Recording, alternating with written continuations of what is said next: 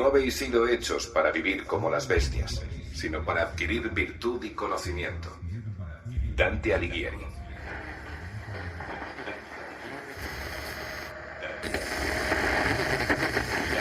Continúa el debate sobre el origen de los mensajes descubiertos en el llamado gen problema. A medida que se desestima la hipótesis del arma biológica, va cobrando fuerza la posibilidad del origen extraterrestre. Einige zögern die Hypothese, dass es sich Lo mejor está por escuchar. Die russische Regierung hat zum zweiten Mal in einer Woche bestritten, dass sie etwas mit dem Virus. Para mí, está claro que son extraterrestres. Y mira, han conseguido parar la globalización unos meses. ¿Qué quiere decir eso? ¿Qué quiere decir? Que los extraterrestres son anticapitalistas. ¡Marcianos trotskistas! La amenaza definitiva. ¿Por qué la NASA no dice nada? Si no tienen nada que ocultar, ¿por qué no hacen público su archivo de transmisión? Davanti alla sofferenza dove si misura il vero sviluppo dei nostri. Tenemos que empezar a asumir que los hijos de Dios están en todas partes. Son las palabras del Santo Padre, que se ha referido así a las crecientes sospechas Se trata de Amigas de Cayo, una secta que a través de las redes sociales ha reunido en este pueblo de Soria a más de 3.000 personas. Su líder, el agricultor. Gaia sufre por todo lo que estamos haciendo. La evolución, los transgénicos. Creíamos que nos iba a salir gratis, pero nada sale gratis. Nosotros enfermamos el planeta y ahora él nos enferma a nosotros. La naturaleza ha dicho, basta.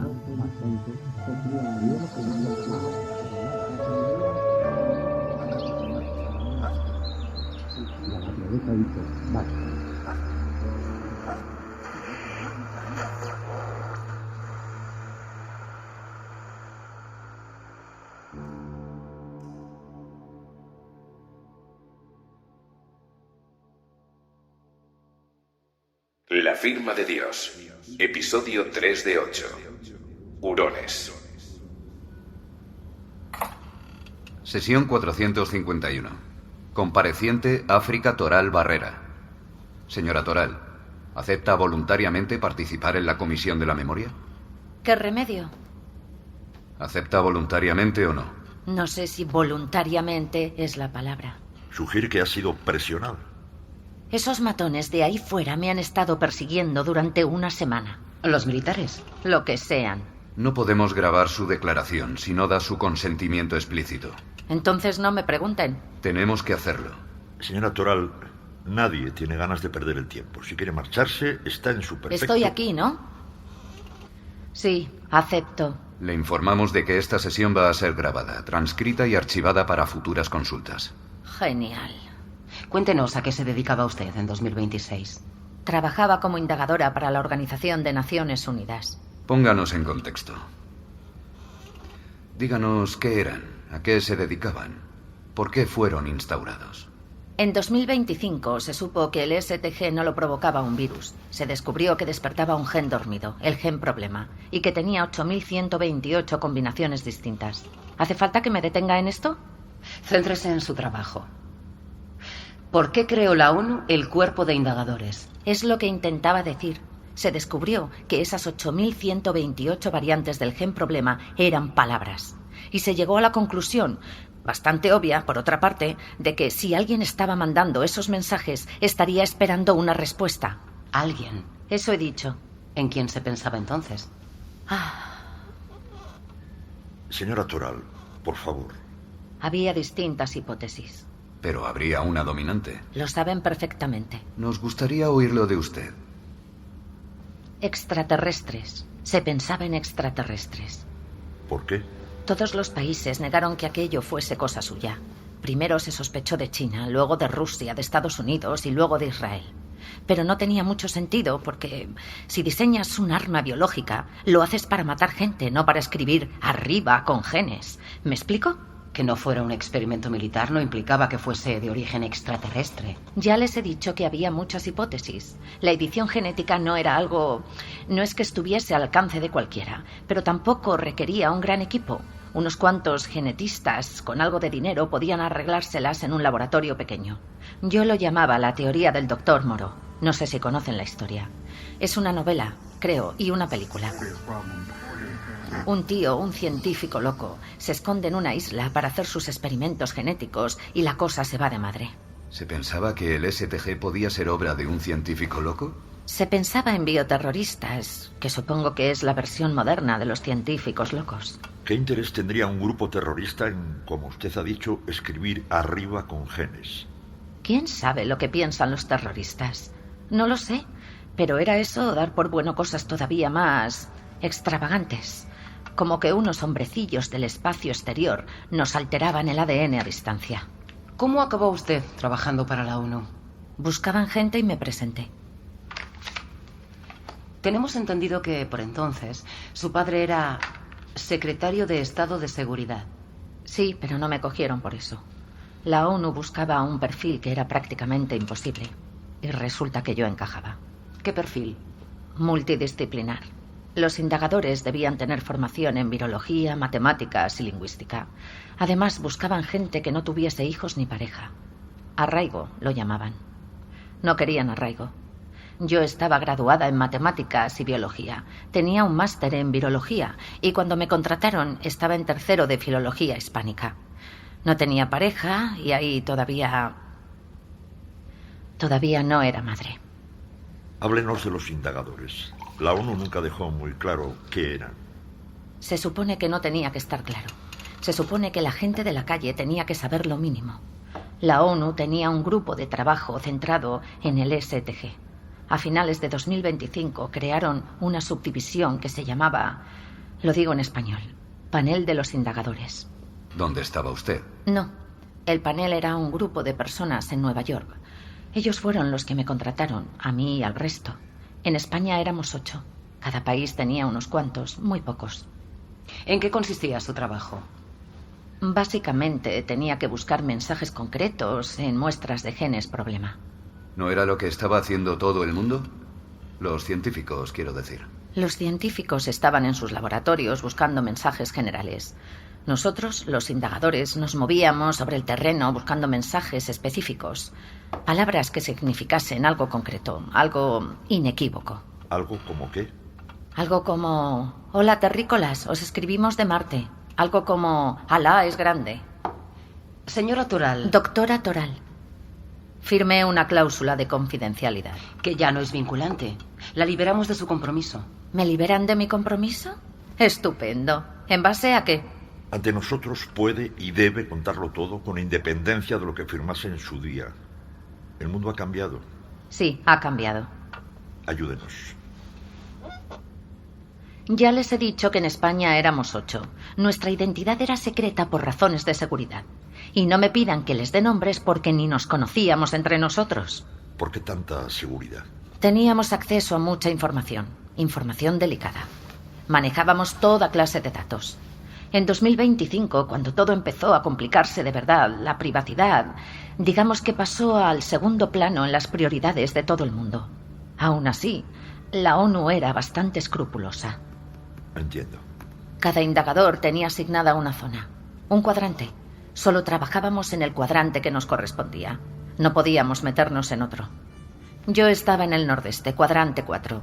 Cataluña, Aragón, País Vasco y Navarra. Vivía en Pamplona, en un piso que me había puesto la ONU. Me montaron un laboratorio allí dentro. No había visto una cosa así en mi vida. Al llegar, había un americano esperándome. Estuvo dándome formación durante una semana. ¿Era militar? No lo sé. ¿Recuerda su nombre? No lo dijo y yo no pregunté. Estuvo una semana con él y no le preguntó su nombre. Eso es. ¿Para qué servía ese equipo? Para analizar y procesar los mensajes codificados en el gen problema. ¿De dónde salían las muestras? De pacientes elegidos dentro de cada cuadrante. Cada uno del suyo. La diferencia con lo que hacían los laboratorios privados y algunos públicos es que yo iba a ver a esos pacientes. Los observaba. A veces, si podía, charlaba un rato con ellos.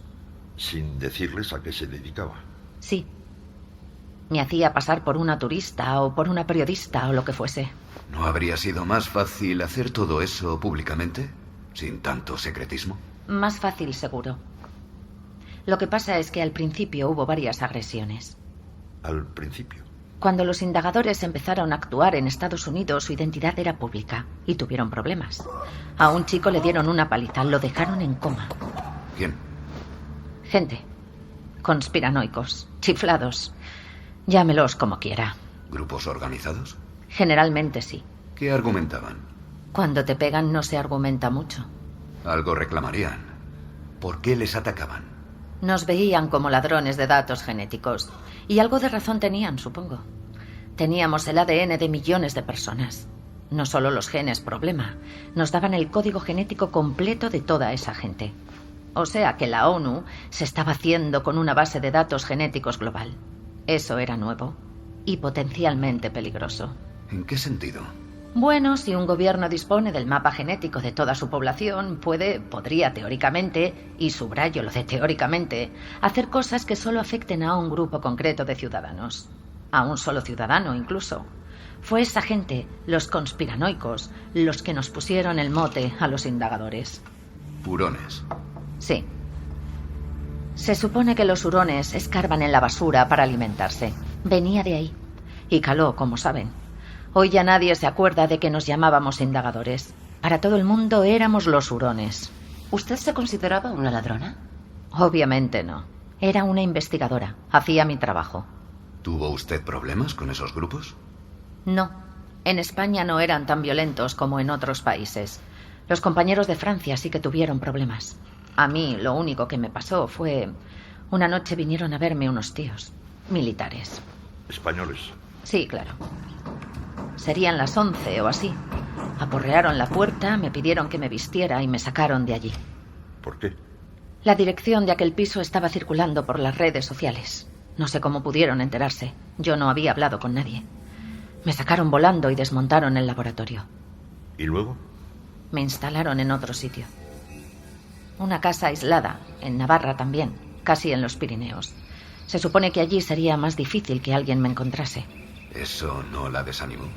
¿El qué? Que la aislaran. Saber que estaba en peligro. Al contrario, esas cosas me estimulaban. Doctora Toral, a pesar de esa clandestinidad de la que nos habla, lo cierto es que su nombre acabó haciéndose público. Sí. Imaginará que es la razón por la que ha sido citada ante esta comisión. Y la razón por la que esos militares de ahí fuera hayan sido tan persuasivos con usted. Persuasivos. Nos interesa especialmente su relato de ciertos hechos. Hemos oído distintas versiones de lo que pasó, pero su perspectiva como protagonista es particularmente valiosa. Quieren que les cuente cómo di con el sitio. Sí, por favor. Y me garantizan que nadie me pedirá cuentas después. ¿Quién iba a hacerlo? Que yo sepa, la ONU sigue existiendo. La ONU es una de las impulsoras de los comités de la memoria. A todos los efectos, nosotros somos la ONU. Pues no lo parecen. Parecen 3 personas con una grabadora vieja. Además, si ustedes trabajan para la ONU o son la ONU, o como quieran decirlo, saben perfectamente lo que pasó. Pero usted lo vivió. Usted lo hizo. Necesitamos su testimonio. Para la posteridad, ¿no? ¿Saben lo que más me molesta? Que dijeron que fue suerte. Y una mierda. Estuve 1 año buscando mensajes. Revisé miles de muestras. Miles. Trabajaba día y noche. No tenía otra cosa que hacer. No podía volver a casa ni visitar a mis padres. No fue casualidad ni fue suerte. Fue el resultado de muchísimo trabajo. Razón de más para que nos lo cuente. Ya. Pasó en esa casa que les he dicho. Estaba en el culo del mundo. Desde la ventana veía los Pirineos.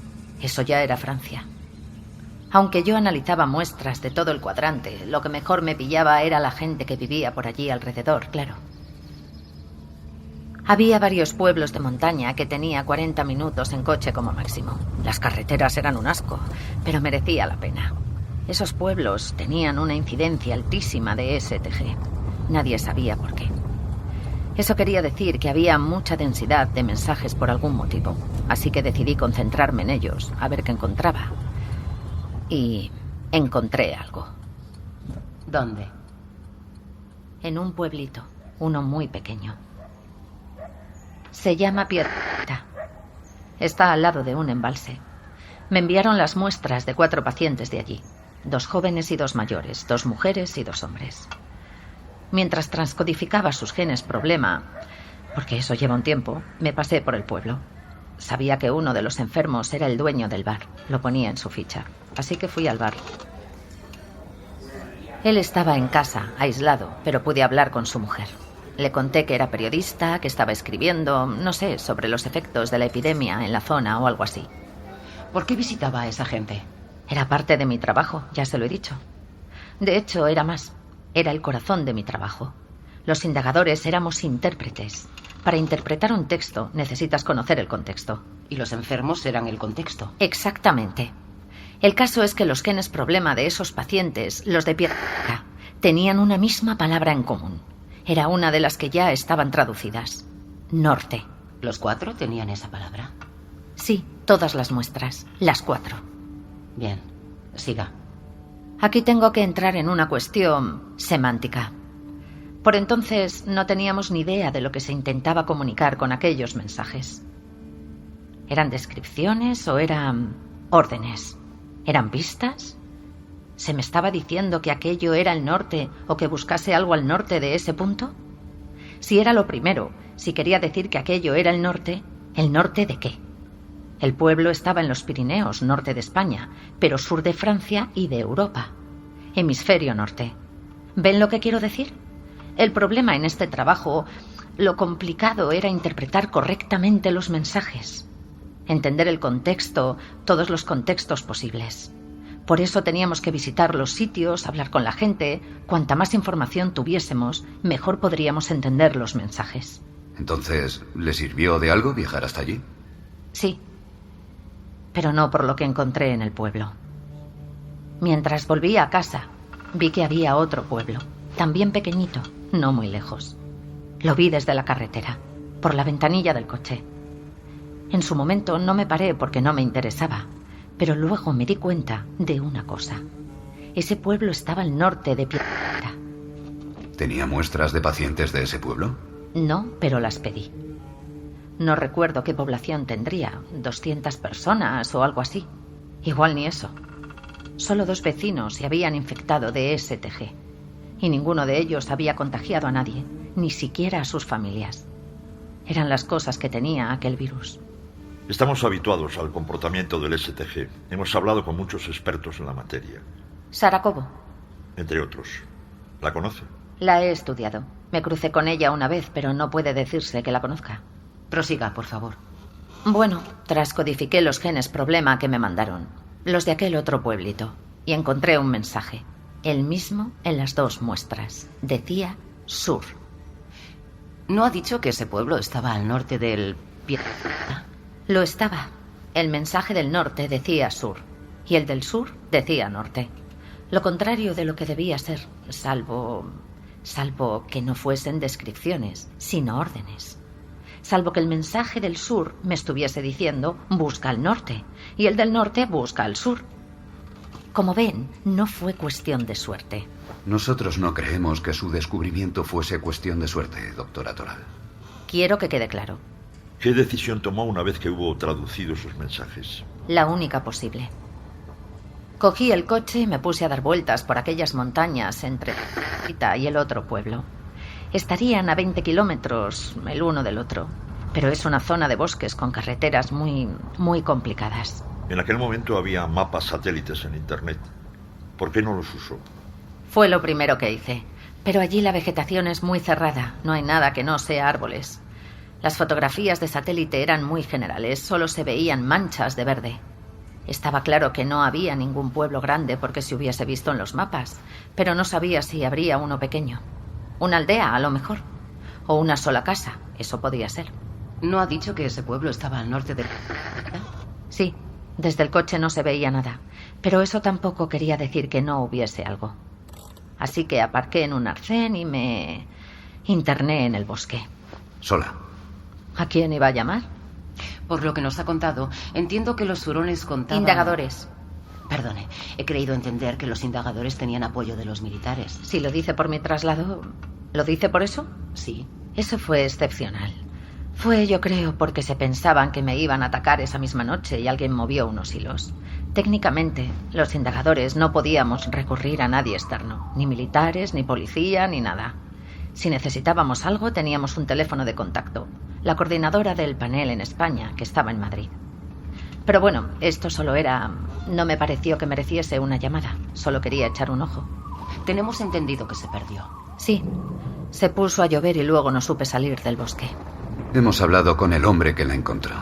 ¿Sigue vivo? Sí. Me alegro. Según él, permita que lea su declaración. ¿Le han traído aquí? Sí. ¿Por qué? ¿Solo era un guardabosques? Hablamos con mucha gente. ¿Es para saber si les miento? Le repito que hablamos con mucha gente, doctora Toral. Como entenderá, ese bosque donde usted se perdió nos interesa mucho. A nosotros y al mundo entero. El guardabosques... Quizá lo recuerde. Se llama Íñigo León. Claro que me acuerdo. Le leo un fragmento de su declaración. Dice... Encontré a la señora África Toral hecha un ovillo junto a un árbol justo cuando empezaba a oscurecer. No estaba hecha un ovillo. Un miembro de este comité le pregunta: ¿cómo se encontraba? Respuesta: mal. Tenía hipotermia y signos de deshidratación.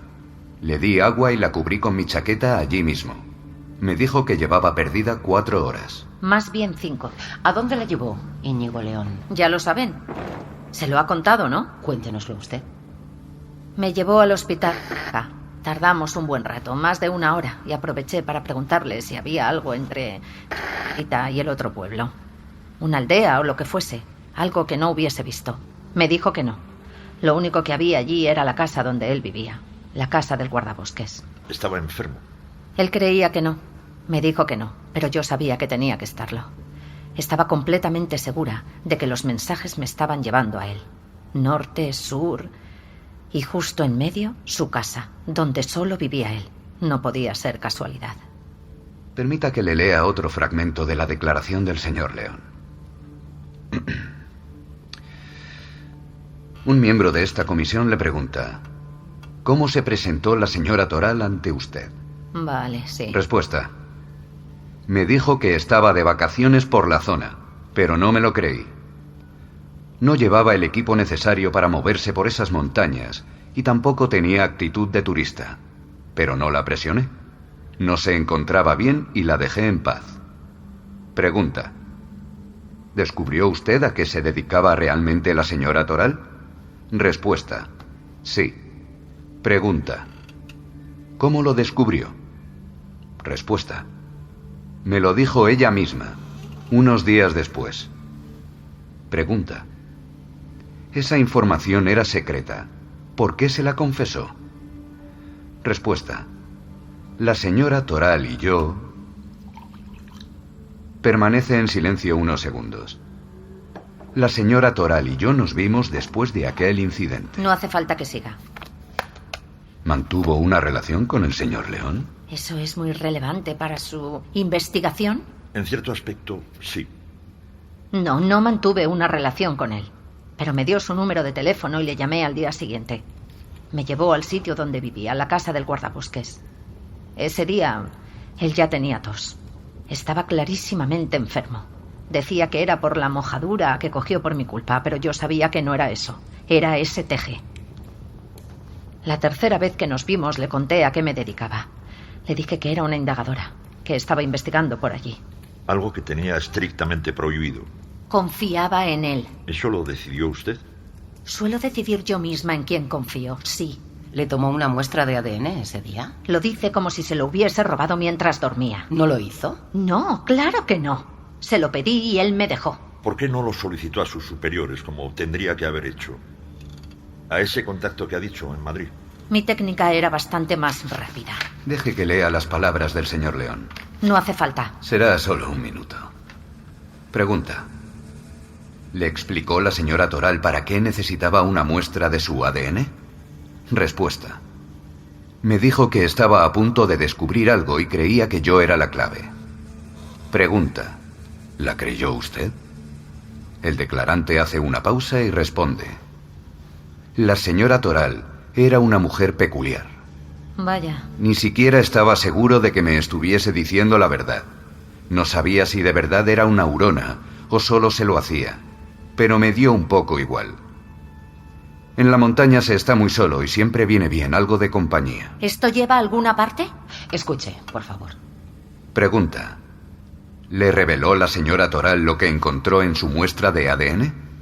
Respuesta: no. Pregunta: ¿Le dijo que había usted contraído el STG? Respuesta: no. No pudo porque no volví a verla.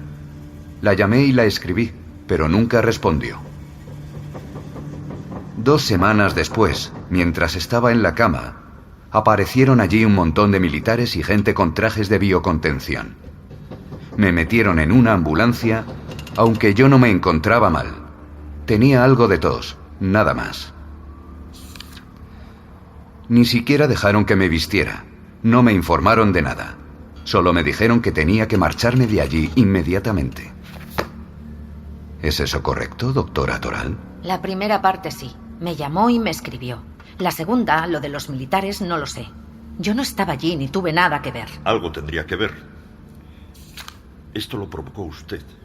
Yo me limité a comunicarle a mi superior lo que había encontrado. Lo que pasó luego fue decisión suya. A mí nadie me informó de nada. Me enteré por la prensa.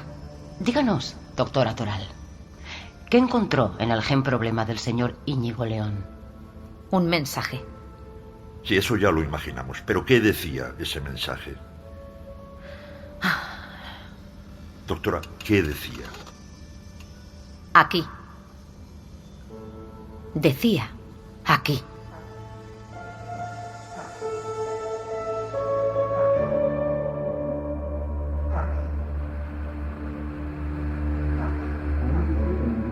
La firma de Dios. Una serie de José Antonio Pérez Ledo, con dirección y diseño sonoro de Teo Rodríguez. Ya disponible en podiumpodcast.com.